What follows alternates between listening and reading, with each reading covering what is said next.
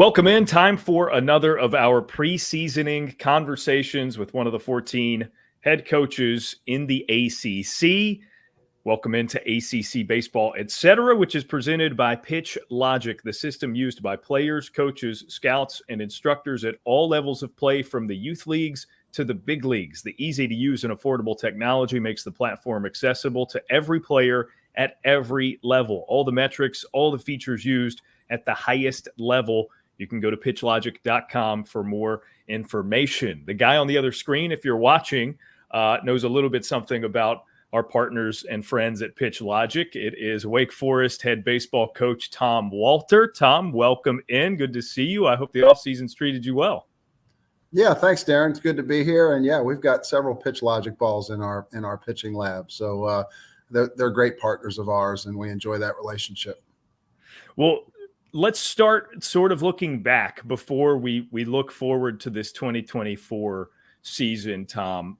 Just a wildly successful year for you guys a season ago. Didn't end with the ultimate goals being achieved, of course, but what as you look back on it now and had some time to separate yourself from the 2023 campaign, what comes to mind when it comes to the success that team had, some of the successes guys on that team have had since then, in the instances of like Rhett Lauder, Brock Wilken, et cetera, guys moving on with their careers? Just if you would just sort of do a retrospect for us.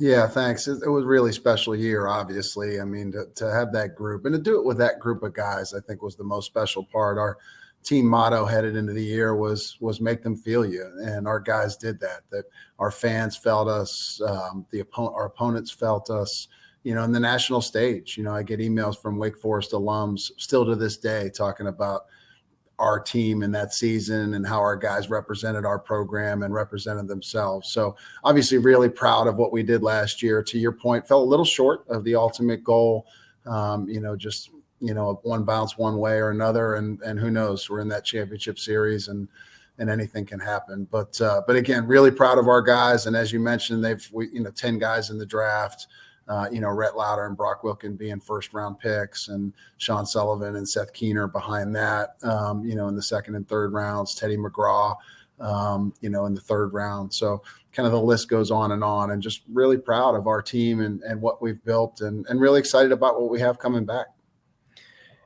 With that in mind, talk to me a little bit about reloading. You've got some returners who are going to be huge impact players. I got to see a lot of Michael Massey over the summer with Team USA. You've added some pieces, including a guy I got to see a lot of in Seaver King over the summer. How different, how similar is this version of your team going to look compared to last year? Well, I think it's going to be different for sure, but similar too. I think we're going to really pitch it this year.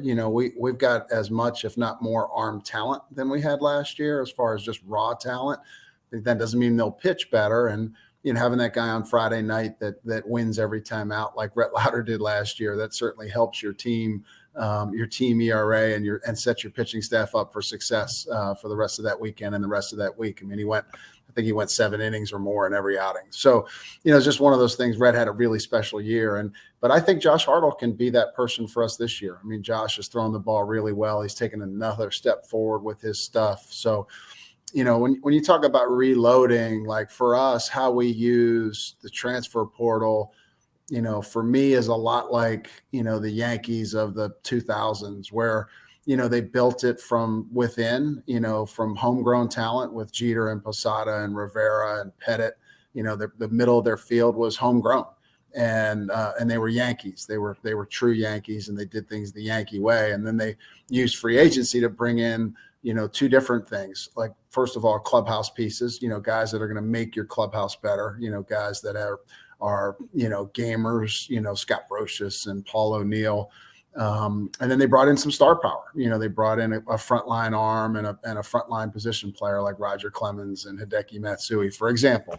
And for us, that version of that for us is, we return, Michael Massey and Josh Hartle and Nick Kurtz and Merrick Houston, in the middle of our field, and Jake Reinisch even, And then we added some kind of gamer, clubhouse guy, competitor role guys like Adam Tellier and Tate Ballestero and Mitchell Salvino and Cameron Gill, guys like that. And then we added some star power too, in Chase Burns and Seaver King. So, as soon as our plane landed from Omaha, we were kind of all in on the transfer portal and trying to add a couple pieces to this team to make sure that we can get back there again. What goes into I don't want to oversimplify it to the selection process, because it's way deeper than that when you bring in a transfer, right? It's got to be a good fit for them too. They have to want to go to your program as well. What stood out to you about guys like Burns, King, Tellier? I think in some cases it's maybe more obvious than others, right? I mean, who wouldn't want to Chase Burns? Who wouldn't want a Seaver King who hit 400 at the Division II level and is just a machine in the infield? Tellier, I saw at the couch last year. I had that game with Larry calling it, and I'm curious if maybe that was one where you saw the name in the portal and you had some recall to when you played him and said, you know what, he might be a good addition. Well, for sure. I mean, watching Tellier play last year, there was no doubt he was our kind of guy, and watching Chase Burns compete in the NCAA tournament against Clemson in that regional where he just threw the ball so well and competed so hard. Those are certainly factors in this, but for us, them adding value to our clubhouse is a huge part of this decision for us. So, what we do is we get these transfers on our campus. First of all, we do our homework on the back end to make sure they're the type of kid, they have the work ethic, the integrity, the energy, all the things that we look for, kind of outside of baseball skills. And so we make sure we check that box, and then we get them on campus and they spend time with our players. Like, these transfers come in. I mean, Adam Tellier was here for, 36 hours, and we had, 1 to 3 players with him the whole time he was here. And same thing with Chase Burns. I mean, I think Chase was here maybe 48 hours and Josh Hartle was with him 46 of the 48 hours. So it's just one of those things where, we're gonna make sure these guys get to know our guys, so they know what the expectation is and what this looks like. But the flip side of that is we're gonna make sure that our guys come back to us and are like, hey, these guys fit right in. And that's exactly what happened when Seaver King was here. Chase Burns, Tellier, Tate Ballestero, our guys were like, yeah, these guys are deeks. I mean, these guys are exactly what we're about and who we are. Yeah, Tate's another good example of that. I'm curious too, when you bring in a player like, maybe we'll hone in on Chase Burns with this one, and he's clearly great. And the object with any player at any time is going to be to get better day in and day out. But there's a balancing act, right? He's been very good for a reason. How much do you guys try to maybe not change what he is or who he is as a pitcher, but you refine it to fit what you guys need out of a player with his skill set? Am I making sense? Like, is there there's a process where it's I mean, you're still going to coach him. It's not like you're not going to coach him, right? Yep. I'm wondering how different Chase Burns is going to look as a Demon Deacon as opposed to before when he was thrown in the SEC. Is there going to be much of a change in terms of his style? No, I think he's still going to be a power guy.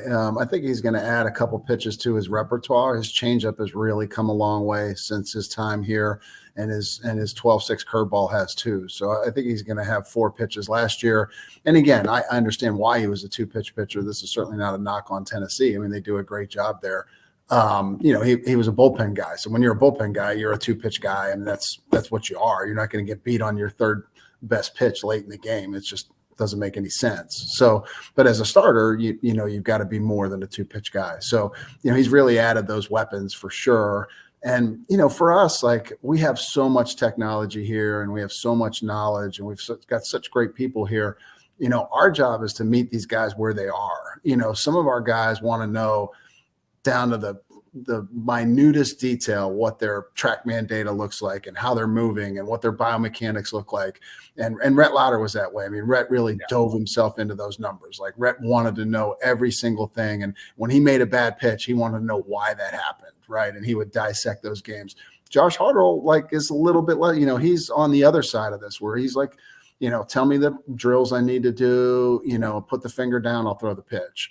So Josh is kind of wired a little differently, and it's our job as coaches to meet them where they are. Chase is a guy who wanted more of that stuff. He came in here wanting more of the data. He wanted more of the information. He wanted to know how he could move better. So, we're in here talking to him about those things. But, David Falco, the reliever we got from Maryland, he's more interested in how he's moving and less interested in the analytics and the TrackMan data. So, again, it's really for us, it's just a matter of meeting these guys where they are and kind of understanding who they are and what makes them tick. I think that too, Tom, is an important distinction in the different types of information that you guys utilize with the pitching lab and the different types and categories of information that you can present, right? We've talked a lot about the biomechanical piece. It's interesting to me that certain guys, as they come into your program, which now has a reputation for this sort of stuff, they can be more interested in one than the other, right? And it's like, okay, the biomechanics is what I'm after here. I really want to hone in on that. The analytics stuff is part of that as well. Some guys are going to take more of an interest in that. I would imagine as this thing has grown for you, if a pitcher comes into the program, they're sort of not at least one, they're at least one or the other instead of both. Is that fair to say, just because they know what they're getting into and they're there for that reason? I think that's right. I think it's who they are. It kind of ties back to who they are. Like some guys come in and they move really well and they don't need a whole lot of fine tuning on that. But they're like Sean Sullivan was an example of that. Like Sean came in here and he moves really well. He's got great extension. He's got good characteristics, but he didn't understand the analytics of who he was. He didn't understand how to use his weapons and where to pitch in the zone and things like that. So with Sean, it was more conversations around ball flight data. And like, this is who you are. This is how you should capitalize on this stuff. This is how you should pair your off-speed pitches with what your fastball does. This is what makes you unique. Whereas with Chase Burns, quite honestly, it was more movement related, like him coming in, again, such a good athlete, but how do you harness that raw power and make it efficient and where he can stay healthy and where he can hold it for 105 pitches. So for us, Chase is so explosive. So how do we get him moving better so he can A, stay healthy and be efficient, but B, so he can repeat his delivery and throw consistent strikes where he wants to. So, for Chase, it was more, for Sean Sullivan, it was more kind of ball flight data. Chase Burns, it was more movement stuff. And then we get some guys where, it might just be art of pitching, like the third bucket for us is holding runners and fielding your position and being able to cross count your breaking ball, like that stuff that makes you a gamer pitcher. So, we're very intentional, Daron, about kind of when we're working on what, when they're in the pitching lab, they're either working on biomechanics or ball flight data analytics. And then when they're outside, it's all art of pitching. It's all about competing and getting guys out and helping us win.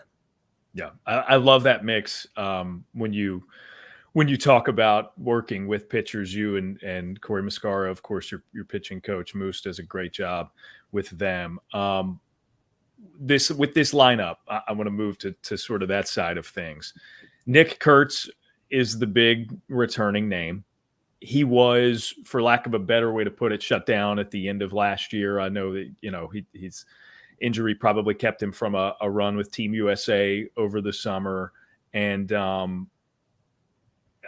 all indications are he's back 100%, good to go. What have you observed about what he has been able to add to his repertoire? Well, first of all, he's made some good body changes. His body looks really good right now. And again, not that it didn't last year, it did, but he's just continued to kind of mature and get stronger. And he looks really good. And, when I watch him take batting practice and do things, it's just different. It's different than anybody we've ever had, really. And anybody I've even coached, along the way, and some of the USA stuff I've done and even on the Cape. It's just different. I mean, he hits the ball with power to all fields. He handles off-speed pitches so well. He handles fastballs so well. His first at-bat yesterday, he hit a 475-foot home run, off of a really good arm.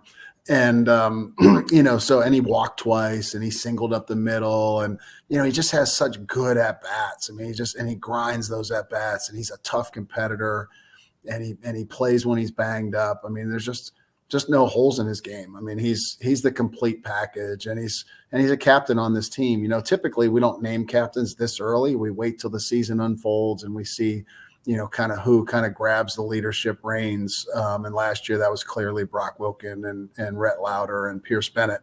This year it was so obvious so early that Josh Hartle and Nick Kurtz were the leaders of this team. So, we named them captains like day one of the fall. And it's been like the best decision we've made because they've really become the face of this organization. And Nick is a special player, but a special guy too. Yeah. You mentioned Josh. I'll circle back to him on the pitching side too, as the other team captain. He went through training camp with Team USA, which I'm sure, just like knowing him, I first got to know Josh a little bit when he was at some of the younger Team USA levels. And that's when I first saw him. And at the time, he, even then, Tom, he was like, yeah, I'm a Wake Forest commit. I'm a Wake Forest guy. I'm going to be a Demon Deacon. So it's been from pretty early on with him. But he takes a lot of pride in his Team USA experience. I know it probably crushed him to not go through the rest of the summer with the collegiate national team after training camp. But I think, his arm probably just needed the breather that it got.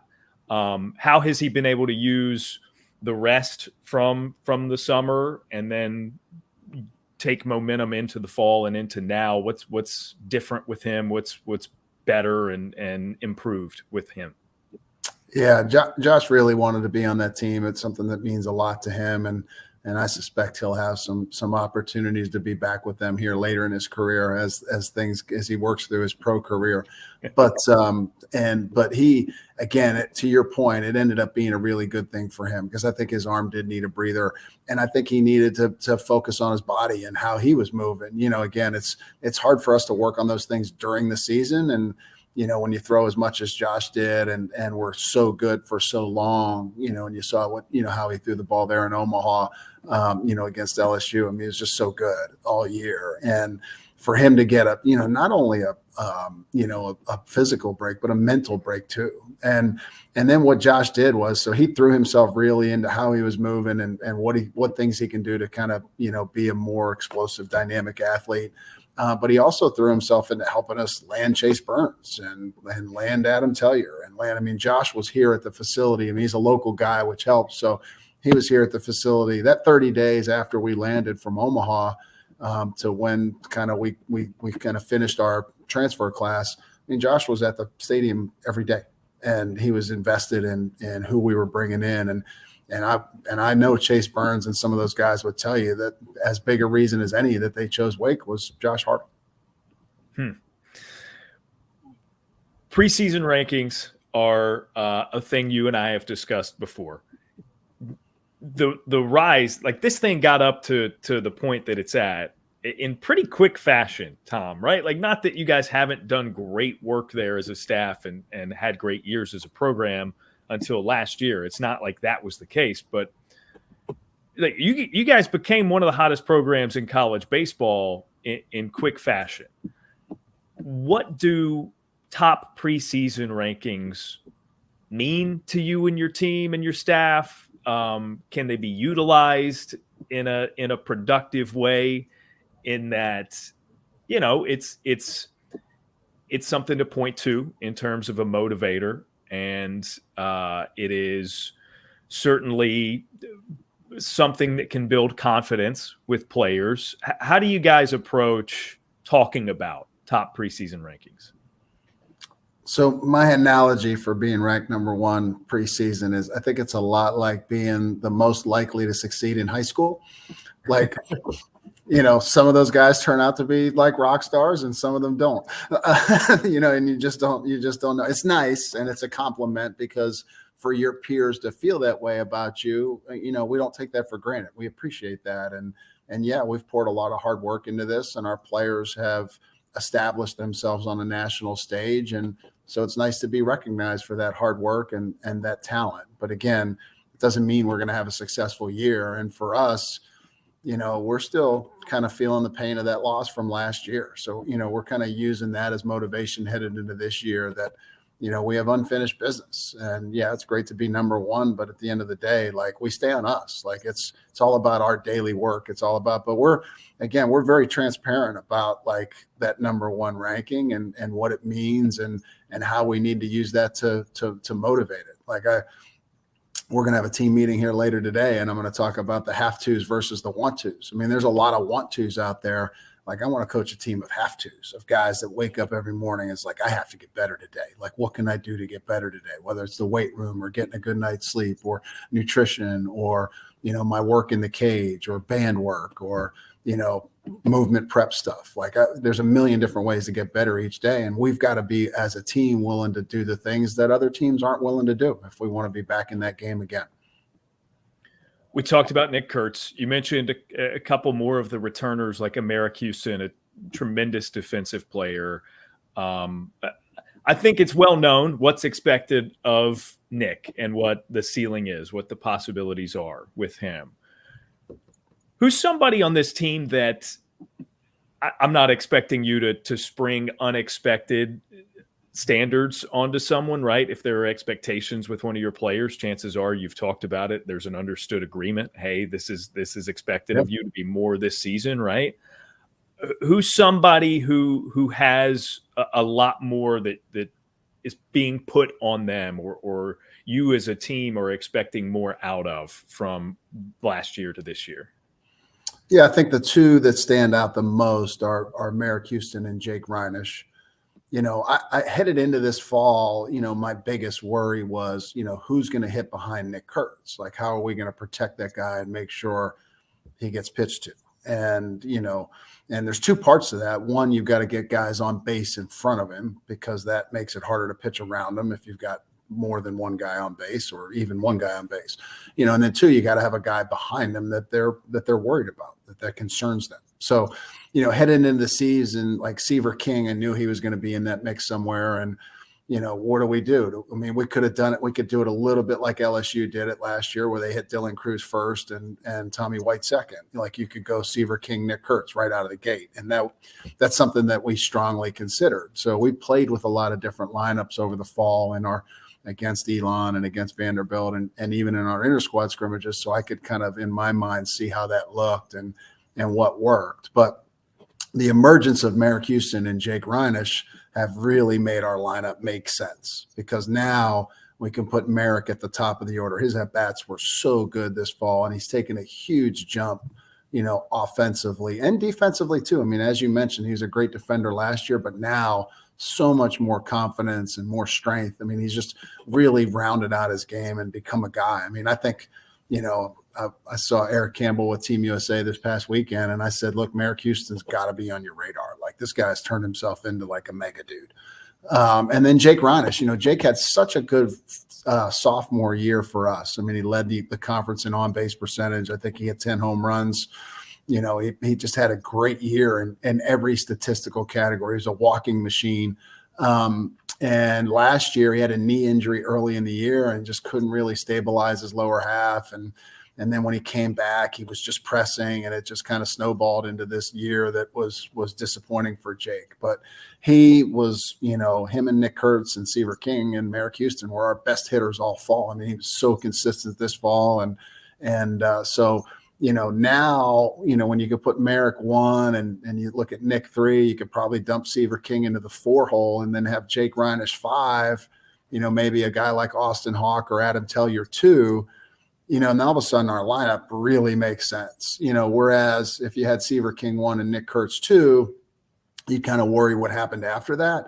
But now that Merrick Houston and Jake Reinish and even Tate Ballestero had a really good fall for us, so like when I look at our lineup, it's Merrick Houston 1, it's either Austin Hawk or Adam Tellier 2, Nick Kurtz 3, Seaver King 4, Jake Reinish 5, Tate Ballestero 6, either Hawk or Tellier 7.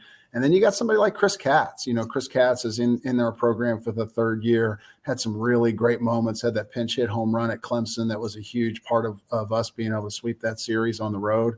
That Friday night game, we were behind, and he comes off the bench and hits a 3-run home run in the left field bleachers, and we end up kind of grabbing the momentum in that series and never really gave it back.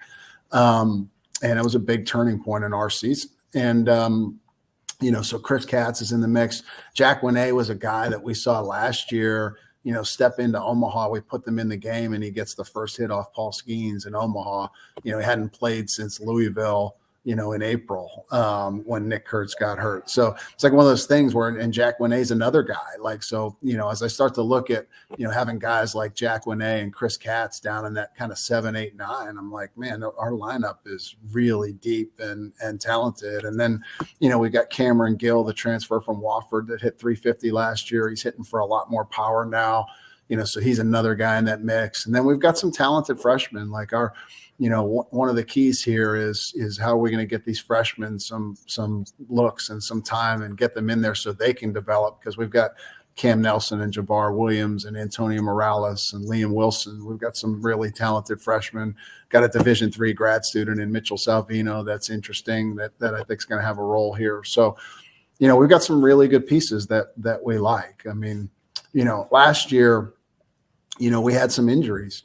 Kurtz went down for 4 or 5 weeks, and Bennett Lee was out for 5 weeks, and Jake Reinisch was out for at least a month, and Adam Cesteri was out for 6 weeks. I mean, but we were able to withstand that because we had depth last year, and we pitched it so well, so we could win games in other ways. And I think we have a chance to pitch it as well this year as we did last year. Remains to be seen whether we will. But I don't know if we have the overall depth that we had last year, because we'll be counting on freshmen for some of that depth. And with freshmen, you're just not 100% sure what that looks like. So again, Our lineup really makes sense, but I feel better about it if you told me we were going to be healthy all year. Tom, I'm struck though by the conviction with which you just talked about your order and it making sense to you. And I know you understand that you are in a rare place compared to your coaching counterparts in other places, right? This can be the time of the year where you're just starting to figure a lot of that out if you're a head coach. I'm fascinated just in terms of how you think about each slot in the order. Do you guys have specific criteria when you lay out a lineup? Like, we want our leadoff hitter to be this. We want this in the 2-hole. We want this out of the guy who's hitting 5th in the order. What does that breakdown look like, and sort of piecing the guys where you have? Yeah, I think that's such a great question. It changes over time. Like, I think it's just based on your personnel and having that lineup be the best it can be collectively. And again, limit the opponent's ability to match guys up and things like that. I mean, there's so many good bullpen pieces in our league, and if you've got this stretch of hitters that has holes, that they can expose late in the game, I mean, it just really puts you in a tough spot. So, having that balance in your lineup and that depth. But like, if you look at our lineup over the last couple of years, like, we had a stretch where Nick Kurtz batted leadoff, you know what I mean? So, and then Tommy Hawk obviously became our leadoff hitter and kind of cemented himself into that role. But, I remember us playing at Georgia Tech 2 years ago when Nick's freshman year, and Nick hit leadoff that whole series. And we won a big series on the road, at Georgia Tech. So, I think it's just a matter of kind of really understanding where your players are and who they are and where they're going to be the best versions of themselves. Sometimes, we've had guys like early in their career where, like, man, he's capable of hitting 5 for us, but he's not ready for that. He's just not ready for those RBI opportunities and the consistency. So let's put him in the 7 or 8 hole and let him get some confidence and kind of grow into the 5 hole. And we did that. Like, Tommy Hawk's a great example of that. I mean, early in his career, he was batting 9th and doing so well. And it seemed like every time we put him in the leadoff spot, he would struggle. And because he just put a little more pressure on himself and try to change who he was, which is normal for a freshman. And then, so we had to let him grow into that role. And then once he kind of grew into that role and cement himself, he was the the best leadoff hitter in the country, and total gamer for us, and won many games for us. So point is that you've got to kind of meet your guys where they are and understand kind of where they're at in their development, and put them in spots in the lineup where they can be most successful. And that changes over time. You've got to be kind of malleable and flexible too, because like I said, Nick Kurtz, the beginning of his freshman year was batting leadoff a good bit. And then at the end of that year, when we're in the regional, he's batting in the 5-hole, kind of behind Brock to protect Brock. So, Nick changed over that course of that year. So, we shuffle the lineup accordingly. In the same way that there's the understanding you got to be malleable, you got to be flexible, you got to understand that things are going to change. We'll flip it over to the pitching side. Can you say with relative certainty what the rotation and the back end are going to look like? Yeah, so our rotation is pretty well set. Josh Hartle will be Friday, Chase Burns will be Saturday, and Michael Massey will be Sunday. We feel really good about that, obviously, with good reason. I feel really good about our right-handed bullpen options. We've got Cole Rowland and David Falco, who are two experienced guys that have been successful their whole college careers and had success last year in the postseason. And then you've got Will Ray, who's really come on and turned himself into a guy for us. And then we've got a couple freshmen in Blake Morningstar, right-handed power arm, and Andrew Koshi. He's kind of a low slot, with a good slider. So, right-handed bullpen pieces, I feel really good about our right-handed bullpen pieces. And then, on the left-handed side of things, Hayden LeFew is going to be a guy. Like, he's a freshman who's a real. Him and Blake Morningstar are going to be superstars here. And so, whether Hayden's our Tuesday starter or he pitches out of the bullpen on the weekends, I think we're trying to figure that out. I think what we'll probably do is, what I could see happening is Blake and Hayden each throwing maybe 2 or 3 innings on Tuesdays, kind of as openers, and then we'll just kind of piece and that way we have them on the weekend if we need them or want them. And then, but the biggest question for me is, who are our other left-handed bullpen pieces going to be? And I think we've got arm talent. Like, when I look at, we've got 6 like real options. Like, we've got Will Gervais, who's kind of a 6'9", low slot, 90 to 93 mile an hour arm with a really good slider. We've got Hudson Lee, who had Tommy John in high school, was a big-time recruit out of high school, who had Tommy John in high school and is just now coming off of that and ready. He's a power left-handed arm with a good slider. We've got Joe Areola, who's 92 to 96 with 4 pitches. We've got Crawford Wade, who was so good as a sophomore, and we lost him early in the year last year, to a Tommy John repair, ligament repair, not the Tommy John replacement, but the repair. So he's back now.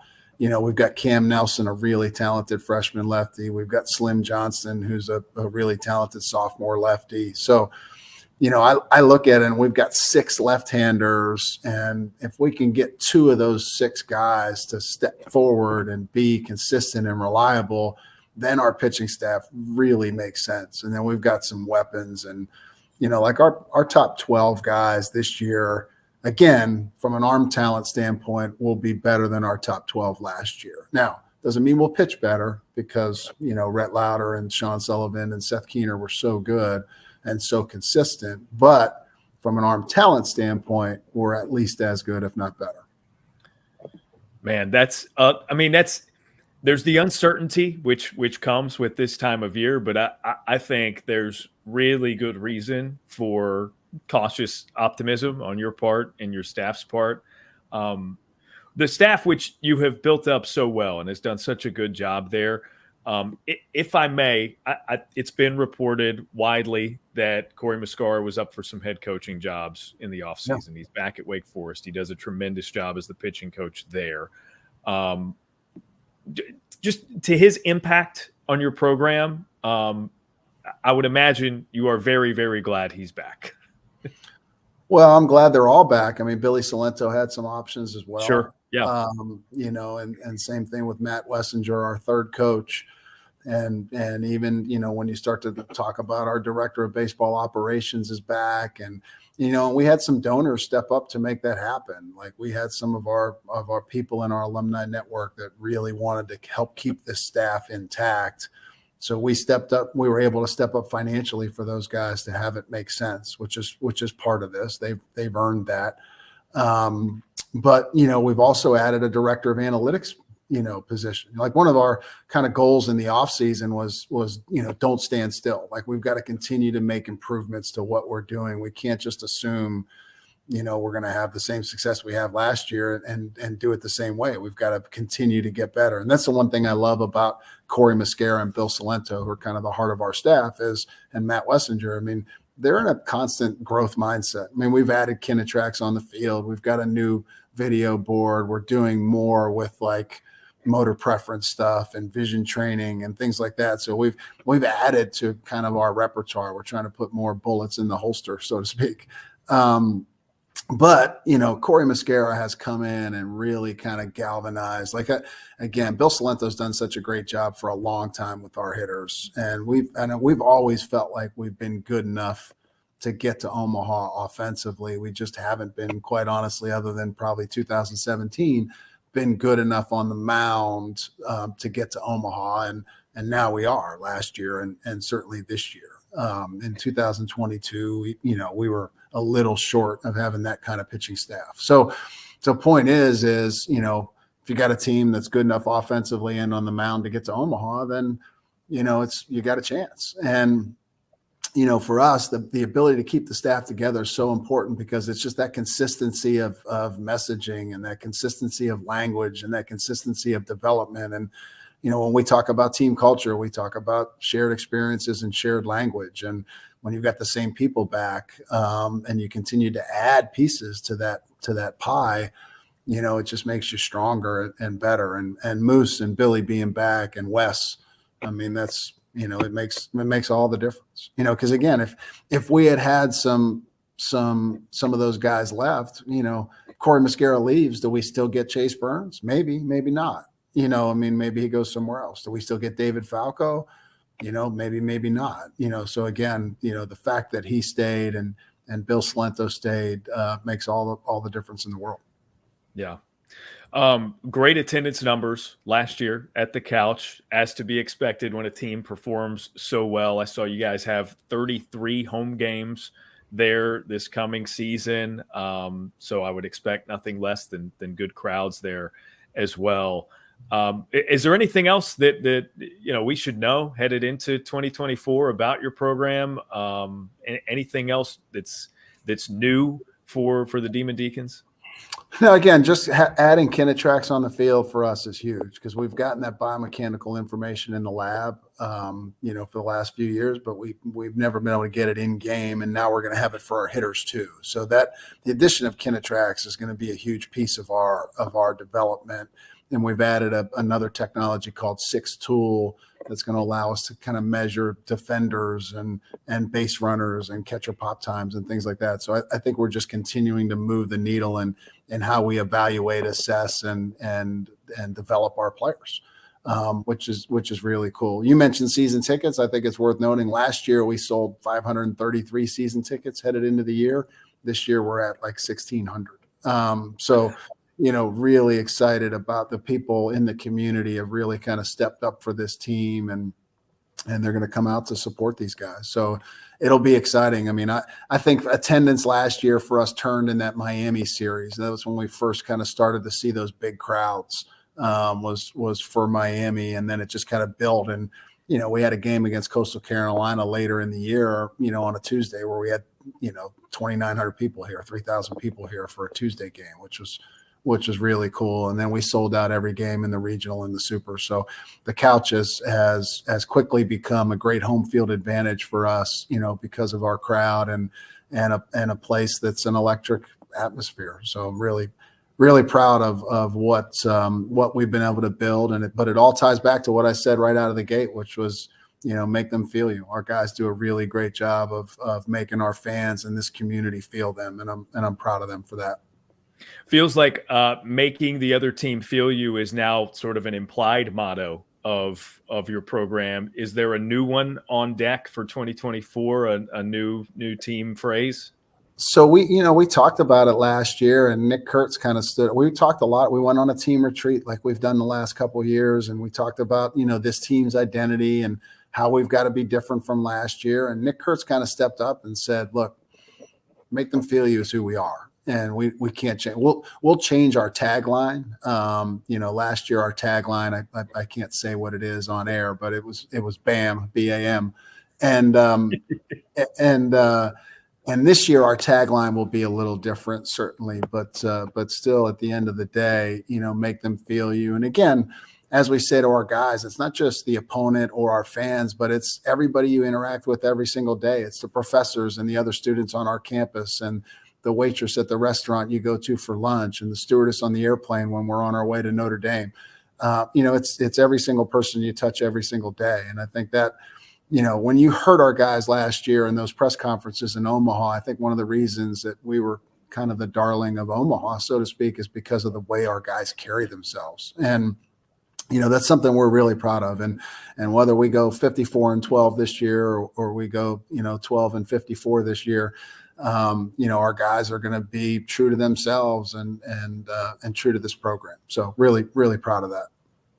You mentioned the success at the couch, 30 wins, only 3 losses a season ago, and 3 times as many fans expected at there, or at least guaranteed that we can count on with those season ticket numbers. That's big time stuff, especially to follow all that up with a trip to Omaha in the end. The top ranked preseason Wake Forest Demon Deacons are led by Tom Walter. Tom, appreciate the time as always. And I'll be around. You know me, I'm based in North Carolina, so chances are I'll be calling some of your games and we'll be in touch soon. Well, thanks for all you do, Daron, for our sport. It's just been awesome watching how the sport of college baseball has grown. And it's because of guys like you and D1 baseball and people that are out there kind of singing from the rooftops about how special our game is. So thank you. For sure. Happy to do it. Happy to be on with D1 baseball, the guys who have done it for so long at a high level, even prior to my even getting involved, Tom. So, glad to make it happen. Glad to have you on ACC Baseball, etc. Good luck this year, and we'll see you soon.